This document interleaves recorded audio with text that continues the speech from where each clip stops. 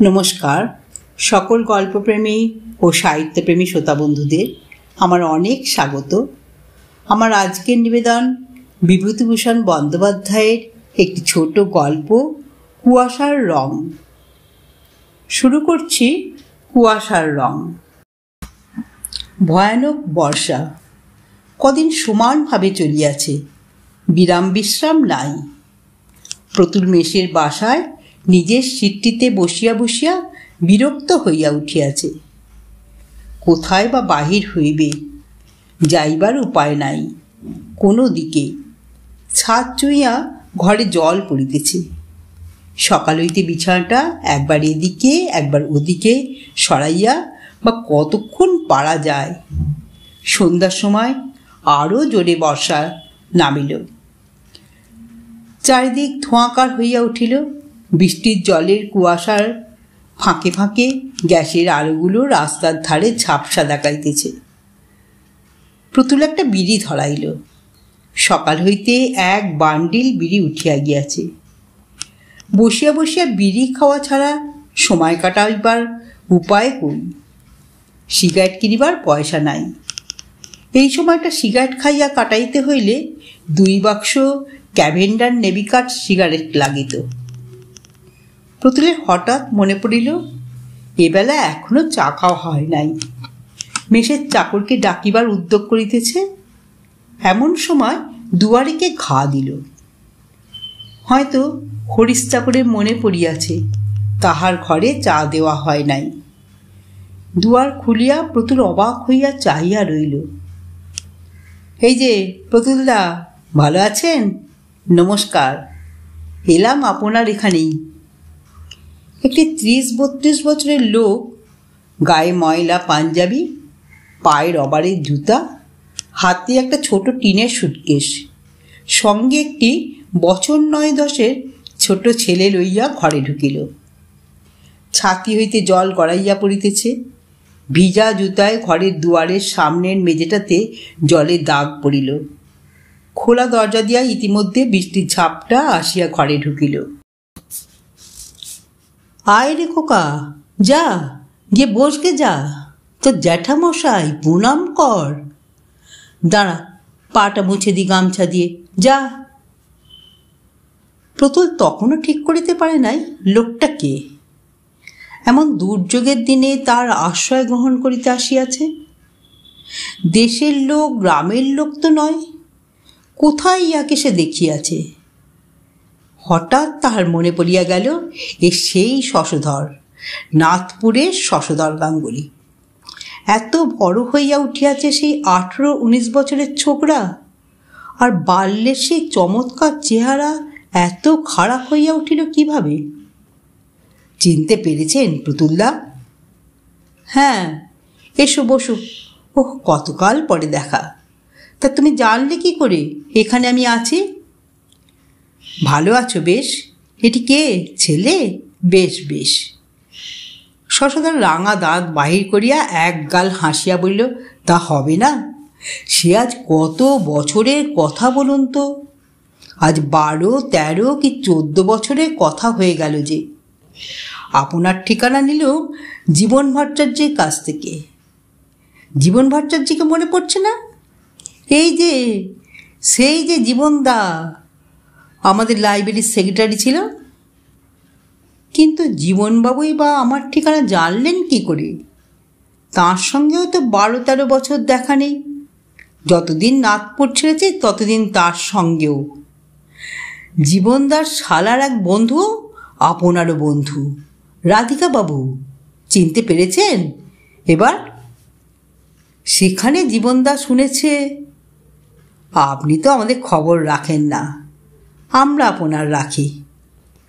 এই স্থির হয়ে বস খোকা, এক কাপ চা খান না দাদা, বড্ড ঠান্ডা হাওয়া দিচ্ছে। সঙ্গে ছোট ছেলেটি অমনি বলতে শুরু করল, খিদে পেয়েছে বাবা, আমার খিদে পেয়েছে। তার বাবা ধমক দেয়া বলল, থাম। ছোড়ার অমনি খিদে খিদে শুরু হলো। থাম না, খেয়েছিস তো দুপুরবেলা। প্রতুল বলিল, আহা, ওকে ধমকাচ্ছ কেন? ছেলে মানুষের খিদে তো পেতেই পারে। দাঁড়াও খোকা, আমি খাবার আনাচ্ছি। চা ও জলযোগের পর্ব মিটিয়া গেলে প্রতুল বলিল, তারপর শশধর, এখন হচ্ছে কি? শশধর বলিল, করব আর কি, রামজীবনপুরের ইউপি স্কুলের হেড পণ্ডিত। আজ 2 দিন ছুটি নিয়ে কলকাতায় এলাম, একটু কাজ আছে। ভালো কথা প্রতুলদা, এখানে একটু থাকবার জায়গা হবে? প্রতুল বলিল, হ্যাঁ হ্যাঁ, তার আর কি, থাকো না, জায়গা তো যথেষ্টই রয়েছে। আমি বলে দিচ্ছি তোমাদের খাওয়ার কথা রাত্রে। আজ প্রায় 12-13 বছর আগে প্রতুল নাথপুরের গ্রামের মিউনিসিপ্যাল অফিসে কেরানির চাকরি লইয়া যায়। নাথপুর নিতান্ত ক্ষুদ্র গ্রাম নয়, আশপাশের 4-5খানি ছোট বড় গ্রাম লইয়া মিউনিসিপ্যালিটি। ইলেকশন লইয়া দলাদলি মারামারি পর্যন্ত হইত। লাইব্রেরি ছিল, ডাক্তারখানা ছিল, হাই স্কুল ছিল, একটা পুলিশের ফাঁড়ি পর্যন্ত ছিল। একদিন নিজের ক্ষুদ্র বাসাটিতে বসিয়া আছি, একা একটি 18-19 বছর ছোকরা আসিয়া প্রণাম করিয়া বলিল, আপনি বুঝি নতুন এসেছেন আমাদের গাঁয়ে? হ্যাঁ, এসো এসো, তোমার নাম কি? আমার নাম শশধর। আপনার সাথে আলাপ করতে এলুম, একলাটি বসে থাকেন? এসো এসো, ভালোই, তুমি স্কুলে পড়ো বুঝি? শশধর পরিচয় দিল, না, সে স্কুলে পড়ে না, অবস্থা ভালো না, স্কুলে কে পড়াইবে? তাহা ছাড়া সংসারে বাবা নাই, তাহারই ঘাড়ে সংসার, মা, 2 বোন, 3টি ছোট ভাই, স্ত্রী। প্রতুল বিস্মিত হইয়া বলিল, তুমি বিয়ে করেছ নাকি? আজ্ঞে হ্যাঁ, ও বছর বিয়ে হয়ে গিয়েছে। ছেলেটি দেখিতে খুব সুশ্রী, সুপুরুষ। অল্প বয়সে বিবাহ হওয়াটা আশ্চর্য নয় বটে। কিছুক্ষণ বসে থাকিবার পরে ছেলেটি সেদিন চলিয়া গেল। তাহার পর হইতে মাঝে মাঝে সে প্রায় আসিত। এ গ্রামে প্রতুল নতুন আসিয়াছে, বিশেষ কাহারও সহিত পরিচয় নাই। এই অবস্থায় একজন তরুণ বন্ধু লাভ করিয়া প্রতুলও খুশি হইল। সময় কাটাইবার একটা উপায় হইল। সন্ধেবেলাটা দুজনে গল্প গুজবে কাটিয়া যাইত। একদিন শশধর প্রতুলকে বাড়িতে যাওয়ার নিমন্ত্রণ করিল। শশধরের মা তাকে ছেলের মতো যত্ন করিয়া খাওয়াইলেন। শশধরের বোন কণা তাকে প্রথম দিনেই প্রতুলদা বলিয়া ডাকিল। এই নির্বান্ধব পল্লীগ্রামে ইহাদের স্নেহ সেবা প্রতুলের বড় ভালো লাগিল সেদিন। ইহার পর অফিস হইতে প্রতুল নিজের বাসায় ফিরিতে না ফিরিতে প্রতুলকে শশধর ডাকিয়া নিজের বাড়িতে লইয়া যায়। প্রায় বৈকালিক চা পানের ও জলযোগের ব্যবস্থা সেখানে হইয়া থাকে। দিন কতক যাইবার পরে প্রতুলিয়াতে সংকোচ বোধ করিতে লাগিল।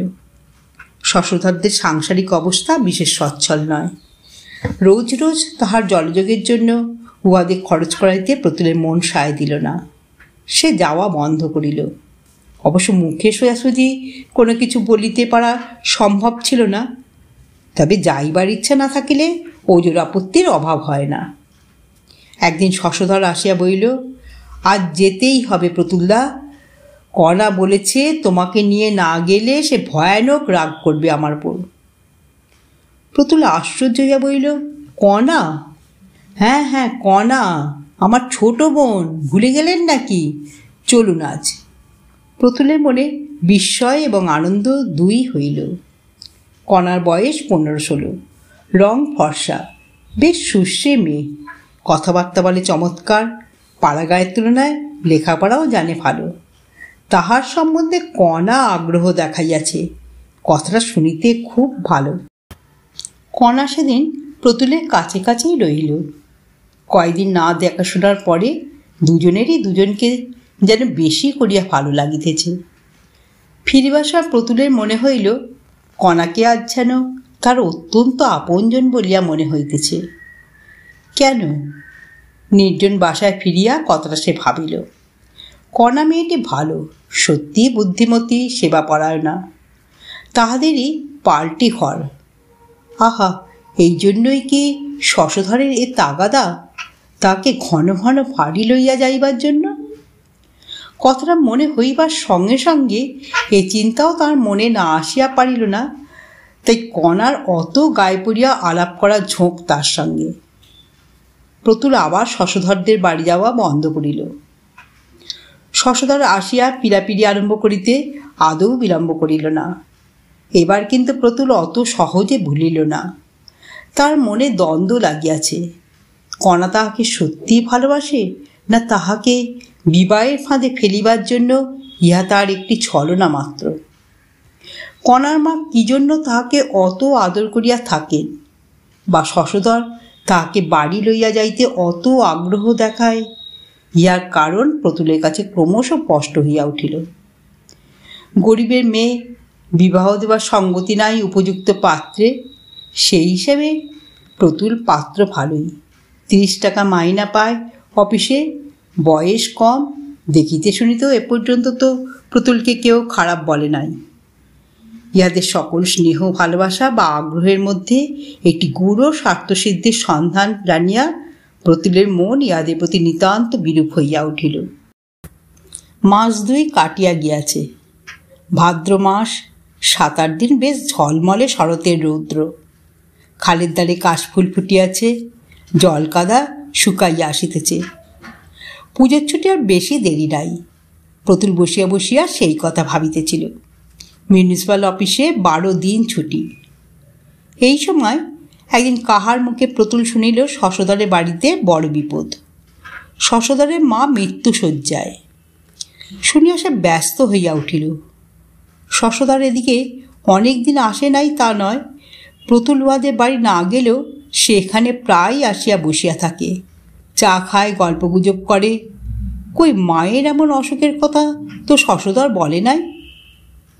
প্রতুল শশধরদের বাড়ি গেল। এমন বিপদের সময় না আসিয়া চুপ করে থাকা, সেটা ভদ্রতা এবং মনুষ্যত্ব উভয়েরই বিরুদ্ধে। প্রতুলের কর্নাড়ার শব্দে কণা আসিয়া দরজা খুলিয়া দিল। প্রতুলের মনে হইল কণা তাহাকে দরজায় দেখিয়া বিস্মিত হইয়াছে। প্রতুলে আগে কথা কইল, বলিল, মা কেমন আছেন? আসুন বাড়ির মধ্যে। দাদা নেই বাড়িতে, ডাক্তার ডাকতে গিয়েছে, অবস্থা ভালো নয়। চলো চলো দেখি গিয়ে। আমি কিছুই জানি নে কণা অসুখের কথা। শশধর কদিন আমার ওখানে যায়নি, তবে মাঝে যা গিয়েছিল তখন কিচ্ছু বলিনি। বলবে কি, মার অসুখ আজ সবে 5 দিন হয়েছে তো। পরশু রাত্রির থেকে বাড়াবাড়ি যাচ্ছে, এর আগে এমন তো হয়নি। ঘরের মধ্যে ঢুকিয়া যেটা প্রতুলের চোখে সর্বপ্রথম পড়িল, সেটি ইহাদের দারিদ্র্যের কুশ্রী ও মলিন রূপ। সে নিজেও বড়লোকের ছেলে নয়, কিন্তু তবুও তাহাদের বাড়িতে গৃহস্থালির যে শ্রীছাঁদ আছে, এখানে তার সিকিও নাই। কণা বলিল, এতকাল আসেননি কেন এদিকে? আমাদের তো ভুলেই গিয়েছেন। প্রতুলের মনে কষ্ট হইল। কণার ক্লান্ত, উদ্বেগপূর্ণ এবং ঈষৎ বিষণ্ণ চোখ দুটির দিকে চাহিয়া তাহার মনে হইল সে বড় নিষ্ঠুর কাজ করিয়াছে এতদিন এখানে না আসিয়া। কণা বড় ভালো মেয়ে। যতক্ষণ প্রতুল তাহাদের বাড়ি রইল, ততক্ষণের মধ্যেই প্রতুল জানিতে পারিল কণার কি কর্তব্য জ্ঞান, রুগ্নমায়ের কি সেবাটাই করিতেছে কণা। এত দুঃখে উদ্বেগেও কণার সুন্দর রূপ ম্লান হয় নাই। অনেক মেয়েকে সে দেখিয়াছে, সাজিলে গুজিলে সুশ্রী বলিয়া মনে হয়, কিন্তু মলিন কাপড় পরিয়া থাকিলে, বা চুল না বাঁধা থাকিলে, কিংবা হয়তো সদ্য ঘুম হইতে ওঠা অবস্থায় দেখিলে বড় খারাপ দেখায়। কণার রূপের মধ্যে একটা কিছু আছে যাহাতে কোনো অবস্থাতেই খারাপ দেখায় না। এত অনিয়ম, রাত্রি জাগরণ, উদ্বেগ, পরিশ্রমের মধ্যেও কণা তেমনই ফুটন্ত ফুলটির মতো তাজা, তেমনই লাবণ্য ওর সুকুমার মুখে। কণার সম্বন্ধে এই একটি মূল্যবান সত্য আবিষ্কার করিয়া প্রতুল আনন্দিত ও বিস্মিত দুই হইল। ইহার পর প্রতুল কয়দিনই কণাদের বাড়ি নিয়মিত যাইতে লাগিল। রোগিণীর সেবায় সেও কণাকে সাহায্য করিত। স্টোভ জ্বালা, জল গরম করা, বিছানার চাদর বদলানোর সময় রোগিণীকে বিছানার এক পাশে সরানো, ডালিম বেদানার দানা ছাড়ানো। পঞ্চম দিনের প্রাতঃকালে করার মা যখন ইহলোকের মায়া কাটাইয়া চলিয়া গেলেন, তখন সে শোকসন্তপ্ত পরিবারকে সে যথাযোগ্য সান্ত্বনা দিবার চেষ্টা করিতে লাগিল। দাহকার্যের খরচপত্র নিজ হইতে দিল, কারণ শশধর একেবারে কপটদক্ষণ্য সেদিন। নিজে শ্মশানে গিয়া শেষ পর্যন্ত রহিল। আবার সকলের সঙ্গে সেখান হইতে কণাদের বাড়ি ফিরিয়া আগুন তাপিল এবং নিমের পাতা দাঁতে কাটিল। কণা আজকাল প্রতুলের দিকেও বড় টানে। তাহার সুখ দুঃখ, সে রাত্রে ঘুমাইল কিনা, তাহাকে চা ঠিক সময় দেওয়া এবং সেই সঙ্গে কিছু না হোক এক মুঠা মুড়িও তেল নুন মাখিয়া দেওয়া, এসব দিকে কণার সতর্ক দৃষ্টি। এত দুঃখ বিপদের মধ্যেও ইহা প্রতুলের মনে বড় আনন্দ দিয়াছে এই কদিন। শ্রাদ্ধের আগের দিন প্রতুল শশধরকে নিজের মাইনা হইতে 20টি টাকা দিয়া তাহাকে কি করিতে হইবে না হইবে পরামর্শ দিল। জিনিসপত্র লোকজন খাওয়ানোর পর্দ করিল।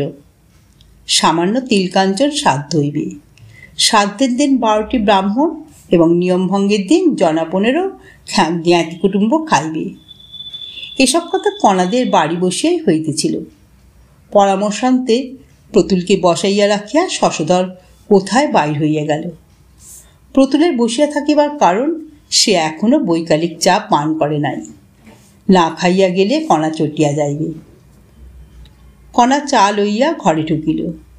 প্রতুল কণার হাত হইতে পেয়ালিটি লইয়া বলিল, বসো কণা, কালকার সব জোগাড় করে লেখো।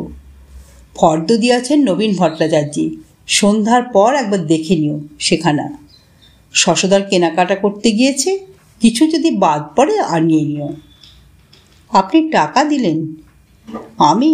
হ্যাঁ, তা কত টাকা দিলেন? সে কথায় দরকার? সে এমন কিছু নয়, তাছাড়া ধার। শশধর আবার আমায়। দাদা আবার আপনাকে ছাই দেবে। আপনাকে কথাটা বলবো ভেবেছি। কেন আপনি আমাদের পেছনে এমন খরচ করবেন? রোগের সময় টাকা দিয়েছেন, আবার কাজের সময় দেবেন। আপনি কি এমন 950 টাকা ব্যাংকে জমিয়েছেন শুনি? মাইনে তো পান 30টি টাকা। আপনার নিজের বাবা মা ভাই বোন রয়েছে, তাদের কি দেবেন? নিজে কি খাবেন? আপনাকে বলি শুনুন, দাদা বেকার বসে আছে। আপনার কাছ থেকে টাকা নিয়ে তা কখনো আর উপর হাত করবে না। ওর ওই স্বভাব। আপনি আর 1 পয়সা দেবেন না বলে দিচ্ছি। মায়ের কাজ হোক না হোক আপনার কি? আপনি কেন দিতে যাবেন? প্রতুল বিস্মিত দৃষ্টিতে কণার মুখের দিকে চাইল। কণার মুখে একটি সবল তেজস্বী সারল্য, সত্যবাদী ও স্পষ্টভাষী ডাগর চোখ দুটি, যা খোসামত করিতে বা ছলনা করিতে শেখে নাই। আজও প্রতুলের মনে হইল। কিন্তু কণা আজ এ কি নতুন ধরনের কথা বলিল! ভারী আশ্চর্য কথা। এতদিন কণাকে চিনিতে পারে নাই সে, আজ চিনিল বটে। শ্রদ্ধায় ও সম্ভ্রমে প্রতুলের মন পূর্ণ হইয়া উঠিল। কণা সাধারণ মেয়ে নয়। শ্রাদ্ধ শান্তি মিটিয়া গেল। প্রতুল নিয়মিত ওয়াদের বাড়ি যাতায়াত করিতে লাগিল। কণার সেবায় অভ্যস্ত হইয়া গিয়াছে। সে যত্ন ও সেবায় এতটুকু খুঁত কোনোদিন প্রতুলের চোখে পড়িল না। মায়ের শোক খানিকটা প্রশমিত হইবার পরে কণা আরও সুশ্রী হইয়া উঠিয়াছে। এখন পরিস্ফুট যৌবনশী তার অঙ্গ প্রত্যঙ্গে। প্রতুল ইতিমধ্যে মনে মনে ভাবিয়া স্থির করিয়াছে কি করিয়া কথাটা এবার সে পারিবে। কথাবার্তা পাকা নহায় রহিল। অসৌচ কাটিয়া গেলে বিবাহ হইতে বাধা কি? পরের বাড়ির তরুণী পূর্ণ যৌবন মেয়ের সহিত এভাবে মেলামেশা উচিত হইতেছে না। একটা পাকাপাকি কথা হওয়া ভালো। বৈকালে প্রতুল কণাদের বাড়ি গেল। কণা আসিয়া বলিল, ওই রে, ব্যাস, আমি বলেছি কি না বলেছি। প্রতুলদা তো এলো বলে। দুধ নেই চা করবার। ওবেলা পিন্টু দুধের কড়া আলগা করে দিয়েছে, আর সব দুধখানি উপর করে রেখে দিয়েছে বেড়ালে। বসো কণা, এখানে চা হবে এখন, তার জন্যে কিছু নয়। কণা এখন মাতৃহীন ছোট ভাই বোনের মায়ের স্থান পূর্ণ করিয়া আছে। সংসারে সেই এখন কর্ত্রী, প্রতুল তা জানে। কিন্তু ক্ষুদ্র কর্ত্রীটি মাঝে মাঝে কীরকমে ফাঁদে পড়িয়া যায় পয়সা কড়ির অভাবে, তাহাও প্রতুল দেখিয়াছে। কণা তাহাকে কিছু বলে না, কোনো দিন না, কিন্তু সে নানা রকমের টের পায়, যেমন আজই পাইল। কণা কি কাজে একটু উঠিয়া গিয়াছে। প্রতুল কণা ছোট ভাই বিনুকে ডাকিয়া বইল, কি খেয়েছ খোকাবাবু? ভাত খেয়েছি। এখন কি খেয়েছ? আর কিছু নেই, বাদ নেই, দিদি খায়নি। তখন সেখানে কণার ছোট বোন 11 বছরের পিন্টু আসিল। প্রতুল বলিল, কণা খায়নি কেন? পিন্টু বলিল, ভাত ছিল না, ওবেলা চাল ধার করে নিয়ে এলো দিদি, ওই সরকারদের বাড়ি থেকে। দাদা কাল কোথায় গিয়েছে, আজও তো ফিরল না। মহেশ চক্রবর্তীর দোকানে টাকা পাবে বলে চাল ডাল দেয় না আজকাল। দিদি এখন কোথায় পাবে, কোন দিকে যাবে? প্রতুল অনেক কথা ভাবিল। কণা সংসার চালাইতে পারে না টাকার অভাবে। সে নিজে যদি বাইর হইতে 200 টাকা সাহায্য করে, সেটা যেন ভিক্ষে দেওয়ার মতো দেখায়। সে টাকা হাত পাতিয়া লওয়ার কণার গৌরব ক্ষুণ্ণ হয়। কণাকে সে অপমানের মধ্যে টানিয়া আনিতে তাহার মন সরে না। অথচ এরকম কষ্ট করিয়াই বা কণা কতদিন বাঁচিবে? সব দিকের মীমাংসা করিতে হইলে বিবাহের কথাটা পারিতে আর বিলম্ব করা উচিত নয়। আজই সে কণার সঙ্গে বিয়ের একটা বোঝাপড়া করিবে আগে, তাহার পরে শশধরকে জানাইলে চলিবে। এখন শশধরটা মানুষ নয়, সে ইতিমধ্যে বেশ বুঝিয়া ফেলিয়াছে। কণা চা লইয়া ঘরে ঢুকিল, বলিল, একটু দেরি হয়ে গেল প্রতুলদা, দুধ ছিল না একেবারে, আনলাম রায় কাকাদের বাড়ি থেকে। দেখুন তো চাটা খেয়ে কেমন হয়েছে। প্রতুল বলিল, ব্যস্ত হয়ে ঘুরছ কোথায় কণা? বসো এখানে, কথা আছে। শীতকালের বিকাল, কণাদের বাড়ির চারিপাশে বন জঙ্গলে বনমৌরি লতায় ফুল ফুটিয়াছে। বেশ একটা উগ্র সুগন্ধে অপরাহ্নের শীতল বাতাস ভরপুর। ভাঙা ইটের পাঁচিলের গায়ে রাঙা রোদ পড়িয়া কণাদের পুরনো পৈতৃক ভদ্রাসনের প্রাচীনত্ব ও দারিদ্র্য যেন আরও বাড়াইয়া তুলিয়াছে। কণা বসিল। প্রতুলের মুখের দিকে আগ্রহের সে চাহিয়া বলিল, কি প্রতুলদা? তোমাকেই কথাটা বলি, কিছু মনে করো না কণা। অনেক দিন থেকে কথাটা আমার মনে রয়েছে, বলি বলি করে বলা হয়ে উঠছে না। তুমি আমায় বিয়ে করবে কণা? আমি অত্যন্ত সৌভাগ্য বলে মনে করব যদি। কণা খানিকটা চুপ করিয়া রইল। খানিকক্ষণ দুজনেই কেউই কথা বলিতে দিল না।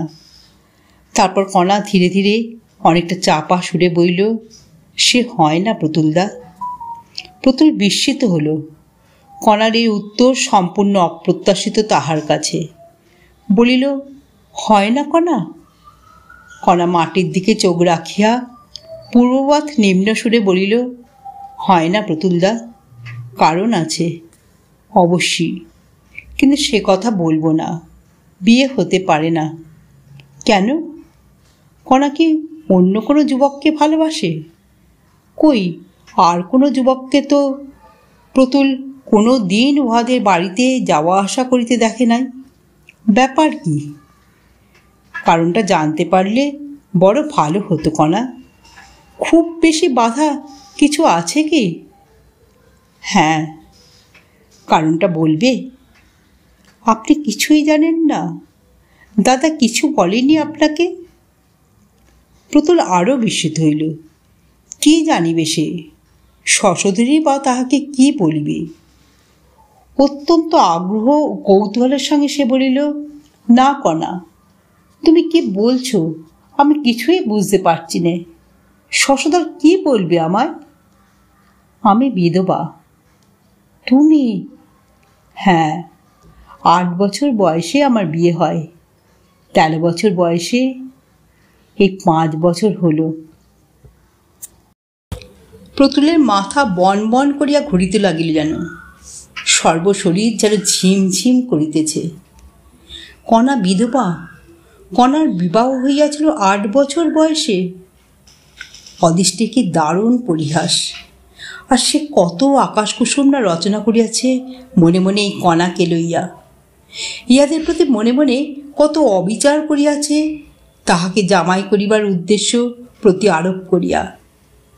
গ্লানি ও অনুতাপে প্রতুলের মন পূর্ণ হইয়া গেল। কিন্তু কণা, এ কথা তো আমি কিছুই জানি নে, আমাকে তো কেউ কিছু বলেনি। আমার কিন্তু ধারণা ছিল যে আপনি জানেন, দাদা বলেছে আপনাকে। আমিও অবাক হয়ে গেছি এ কথা শুনে।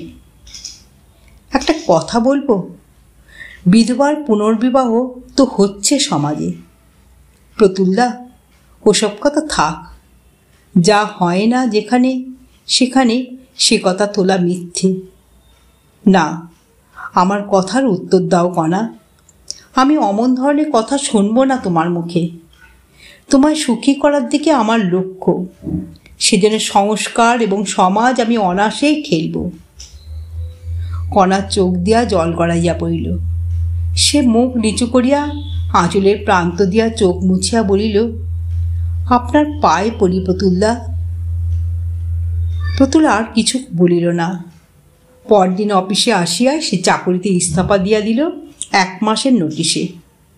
এখানে আর থাকিবে না, থাকিয়া লাভ নাই। এই 1 মাসের মধ্যে সে কণাদের বাড়ি গেল প্রায় প্রতিদিনই, কিন্তু চাকরিতে নোটিশ দেওয়ার কথা কাহাকেও বলিল না।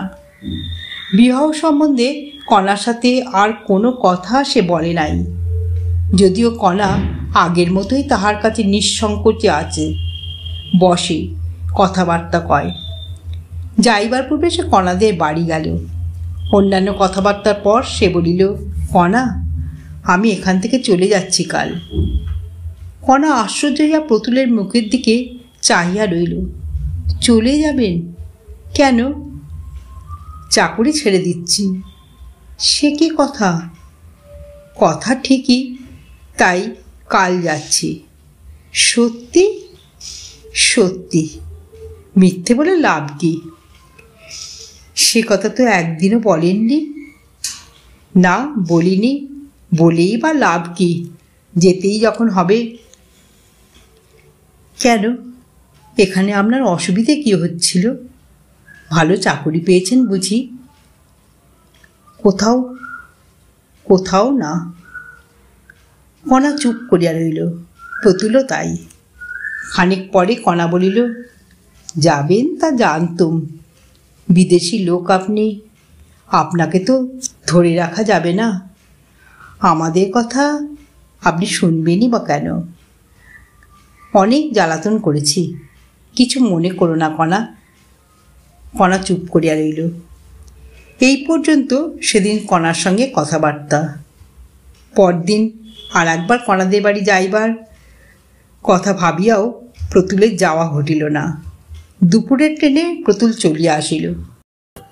সারা পথ কেবল কণার কথাই মনে হইল প্রতুলের।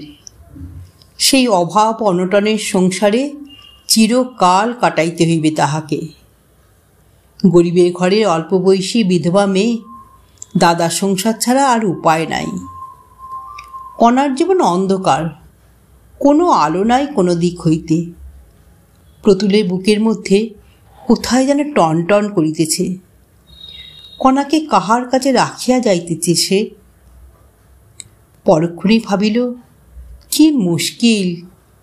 কণা রয়েছে তার বাপের ভিটেতে ভাই বোনের কাছে, দাদার কাছে।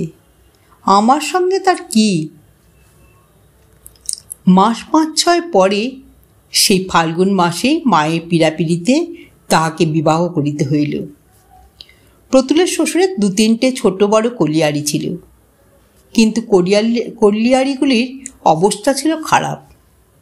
চুরি হইত, নির্ভরযোগ্য ম্যানেজারের অভাবে কলিয়ারিগুলি লোকসানি মোহ লইয়া পড়িয়া থাকিত। প্রতুলের শ্বশুর একদিন প্রস্তাব করিলেন, সে অফিসে পরের চাকরি না করিয়া যদি কলিয়ারিগুলির তত্ত্বাবধান করে তবে অফিসে যে বেতন পাইতেছে তাহা তো পাইবেই, উপরন্তু ভবিষ্যতে একটা উন্নতির আশা থাকে শ্বশুর জামাই উভয়েরই। প্রতুল শ্বশুরের প্রস্তাবে রাজি হইল। আরও বছর 2 পরে কলিয়ারি অবস্থা সত্যিই ফিরিল প্রতুলের কর্মদক্ষতায়। প্রতুল আসানসোলের রেল স্টেশন হইতে 3 মাইল দূরে বৃদ্ধচক কলিয়ারিতে সাজানো বাংলোয় স্ত্রী পুত্র লইয়া বাস করে। একটু স্টাইলের উপরই থাকে, না থাকিলে চলে না, কাজের খাতিরেই থাকিতে হয় নাকি। কি জানি কেন এখানে আসিয়া কণার কথা তার বড়ই মনে পড়িতে লাগিল। আজ তাহার এই সাজানো বাংলো, সুখ, ঐশ্বর্য ইহাদের ভাগ করা কিছুই পাইল না। সে সুদূর পাড়াগাঁয়ে দারিদ্র নিরাশার অন্ধকারের মধ্যে ভাঙা পুরনো ইটের পুরনো কোঠাবাড়ি আঁকড়াইয়া পড়িয়া রইল। প্রতুলের মনটা যেন হাহা করিয়া ওঠে। সে বুঝিল এখনো কণার কথা তাহার মন জুড়িয়া বসিয়া আছে, তাই তাহাকে ভুলিয়া যাওয়া প্রতুলের পক্ষে সহজ নয়। প্রতুলের স্ত্রী বড়লোকের মেয়ে, বাল্যকাল হইতে সে সুখ ভোগ করিয়া আসিতেছে। তাহাকে খাওয়াইয়া পড়াইয়া নূতন জিনিস দেখাইয়া লাভ কি? তেলা মাথায় তেল দেওয়া। বরং যে চিরবঞ্চিতা, জীবন যাহাকে কিছু দেয় নাই, তাহাকে যদি আসছে, কেন এমন হয় জীবনে কে বলিবে? যে পাইয়া আসিতেছে সেই বরাবর পায়, যে পায় না সে কখনোই পায় না। যাহাকে খাওয়াইয়া সুখ, পড়াইয়া সুখ, দেখিয়া দেখাইয়া সুখ, তাকে খাওয়ানো যায় না, পড়ানো যায় না, দেখানো যায় না। কেন এমন হয়? এসব 4-5 বছর আগের কথা। আজ কয়েকদিন হলো প্রতুল কলিকাতায় আসিয়াছে চাকুরির খোঁজে। কলিয়ারি আছে, কিন্তু প্রতুলের স্ত্রী নাই। পুনর্মসিকের পর্যায়ে আসিয়া দাঁড়াইবার ইতিহাস আছে। সংক্ষেপে এই যে, গত বৎসর স্ত্রীর মৃত্যুর পর হইতেই শ্বশুরে কলিয়ারিতে থাকা প্রতুলের ভালো মনে হইল না, এবং তারপরে দেখা গেল প্রতুলের শ্বশুরের তাহা ক্রমশ ভালো বলিয়া মনে হইতেছে না। সুতরাং আজ কয়েকদিন হইল প্রতুল তাহার ছেলেটিকে সঙ্গে লইয়া কলিকাতায় আসিয়া এই পরিচিত মেসটিতে উঠিয়াছে এবং চাকরির সন্ধানে আছে। এই সেই শশধর, কণার ভাই। এতকাল পরে হঠাৎ এভাবে কোথা হইতে কেমন করিয়া আসিয়া পড়িল। কিছুক্ষণ বসিয়া শশধর চা খাইয়া সুস্থ হইবার পরে প্রতুল বলিল, তারপরে কি মনে করে, কেমন আছো? শশধর বলিল, ভালোই আছি। আপনি এখানে আছেন তা শুনলাম জীবনদার কাছে। আপনি নাকি চাকরি খুঁজছেন, সেই জন্যই আমার এখানে আসা। আপনার সব কথাই শুনেছি। কি ব্যাপার, চাকরির সন্ধানে আছে নাকি? আমাদের দেশে মিউনিসিপ্যাল অফিসে সে ক্যারিনির পোস্ট খালি হয়েছে। আপনি গেলে ওরা লুফে নেবে এক্ষুনি। কিশোরী চ্যাটার্জি এখন চেয়ারম্যান, আপনাকে বড় ভালোবাসত। আমাদের আপনার লোক। দিন একখানা দরখাস্ত করে। আমি লিখলে একবার গিয়ে ইন্টারভিউ করে আসবেন চেয়ারম্যানের সঙ্গে। আবার সেই নাথপুর, সেই মিউনিসিপ্যাল অফিসে 30 টাকা বেতনের কেরানি পদ। তাহাই হোক। প্রতুল দরখাস্ত লিখিয়া পরদিন সকালে শশধরের হাতে দিল।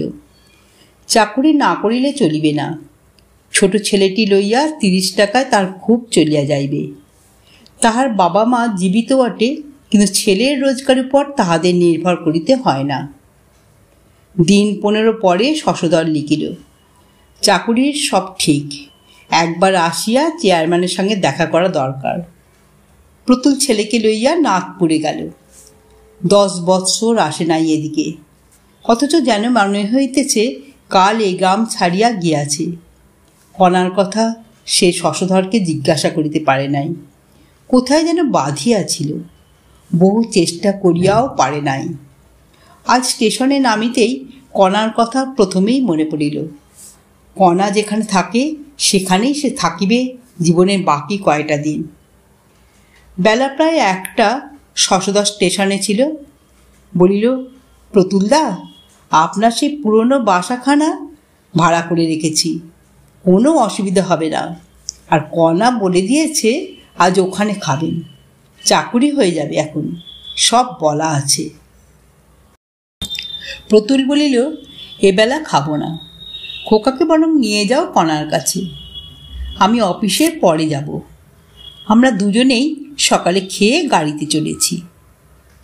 বিকালের দিকে চেয়ারম্যানের সহিত সাক্ষাৎ করিবার পরে প্রতুল শশধরদের বাড়ি গেল। প্রথমেই কণা আসিয়া সামনে দাঁড়াইয়া বলিল, প্রতুলদা, এতদিন পরে মনে পড়ল। তারপর সে পায়ে ধুলো লইয়া প্রণাম করিল। প্রতুল অবাক হইয়া চাহিয়া রইল। সে কণা কোথায়? কোথায় সেই লাবণ্যময়ী কিশোরী? এ কণাকে সে চেনে না। কণা পূর্বাপেক্ষা শীর্ণা হইয়াছে। যৌবনের সৌন্দর্য অন্তর্হিত হইয়াছে অনেককাল বলিলেই হয়। যদিও বর্তমানে 27-28 বছরের বেশি বয়স নয় কণার। মুখের কোথাও পূর্বলাবণ্যের চিহ্ন আছে কিনা প্রতুল বিশেষভাবে খুঁজিয়া দেখিয়াও পাইল না। সঙ্গে সঙ্গে প্রতুল দেখিল কণার উপর তাহার সে ভালোবাসা যেন এক মুহূর্তে মন হইতে কপুরের মতো উবিয়া গিয়াছে। এ কণা অন্য একজন স্ত্রীলোক, তার ভালোবাসার পাত্রী, তার পরিচিত কণা এ নয়। কাহাকে সে ভালোবাসিবে? কণা অবশ্য খুব আদর যত্ন করিল। আহারাদির পরে প্রতুলকে পান আনিয়া দিয়া কণা বলিল, কত দিন আসেননি, অনেক কথা আছে আপনার সঙ্গে প্রতুলদা, বসুন, আমি আসছি।